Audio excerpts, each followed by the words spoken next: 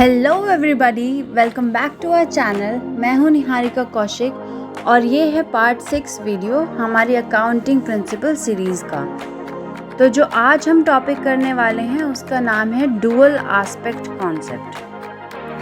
Video शुरू करने से पहले आप लोग अपनी स्क्रीन पर मेरी कुछ क्वालिफिकेशंस देख सकते हैं। आप चाहें तो वीडियो को पॉज कर उन्हें पढ़ सकते हैं। मैं एक बार फिर आप लोगों को याद दिला दूं, अगर अभी तक आपने चैनल को सब्सक्राइब नहीं किया है तो अभी कर लीजिए, जिससे कि फ्यूचर में आने वाली वीडियोस और अपडेट्स आप मिस ना करें। तो अब आइए शुरू करते हैं आज का कॉन्सेप्ट, डुअल एस्पेक्ट कॉन्सेप्ट। इस प्रिंसिपल के अकॉर्डिंग हर ट्रांजैक्शन के दो इफ़ेक्ट्स होते हैं। आप नॉर्मली जब एक जर्नल एंट्री बनाते हैं तो हम देखते हैं कि ज़्यादातर something account debit to something account credit होता है, राइट। तो यानी कि दो चीज़ें इन्वॉल्व हो रही हैं। तो ये यही कहता है कि जब भी कोई ट्रांजैक्शन होती है तो उसमें दो चीज़ें पर इफ़ेक्ट पड़ता है, और इसीलिए क्योंकि दो चीज़ें अफेक्ट हो रही हैं उनको हम दो अलग जगहों पर रिकॉर्ड करेंगे। इसका मतलब ये है कि कम से कम दो अकाउंट तो इन्वॉल्व ज़रूर हो रहे होंगे।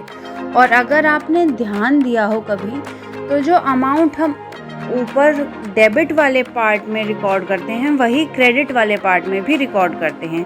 यानी कि हम इस ट्रांजैक्शन का नेचर ये है कि वो इक्वल भी है और ऑपोजिट भी है। यानी एक डेबिट होगा एक क्रेडिट होगा, लेकिन अमाउंट सेम जाएगा। अब इस प्रिंसिपल को हम जिस इक्वेशन से डिनोट करते हैं वो है assets is equal to liabilities plus capital. अगर आपने हॉरिजॉन्टल बैलेंस शीट देखी हो तो आपने ये नोट किया होगा कि जो एसेट साइड है वो लायबिलिटी साइड से हमेशा इक्वेट होती है। At the end the balances should match. तो वो कब होगा? जब आप अपनी लायबिलिटी साइड में लायबिलिटीज़ और कैपिटल दोनों दिखाते हैं, तो वो जब उसका सारा अमाउंट एसेट से मैच करेगा तभी आपकी बैलेंस शीट सही बनती है। तो ये वही उसको इक्वेशन फॉर्म में लिखा गया है कि assets is equals to liabilities plus capital. आप जीआईएफ्स में देख सकते हैं कि एक ही ड्रेस है लेकिन उसको अलग अलग लोगों ने पहना है। यानी कि एक ही एंट्री होगी, एक ही ट्रांजैक्शन हो रही है, लेकिन उनको हम अलग अलग रिकॉर्ड्स में एंटर करेंगे। आई होप ये वाला पार्ट आपने समझा होगा। अब इसको एक एग्जाम्पल से देख लेते हैं। रमेश एक एंटरप्रेन्योर है जिसने अभी अपना बिजनेस शुरू करा है 50 लाख की प्राइमरी इन्वेस्टमेंट से। अब जब 50 लाख रुपीज़ कंपनी में इन्वेस्ट हो रहे हैं, यानी कंपनी के पास कैश यानी एसेट बढ़ रहा है, लेकिन वहीं पे कैपिटल भी इंक्रीज़ हो रही है। और कैपिटल बिजनेस के लिए एक लायबिलिटी होती है। तो यानी एसेट भी इंक्रीज़ हो रहा है और लायबिलिटी भी इंक्रीज़ हो रही है। यानी कि हम लायबिलिटी साइड में दिखाते हैं ना कैपिटल को, तो हमारी कैपिटल भी इंक्रीज़ हो रही है।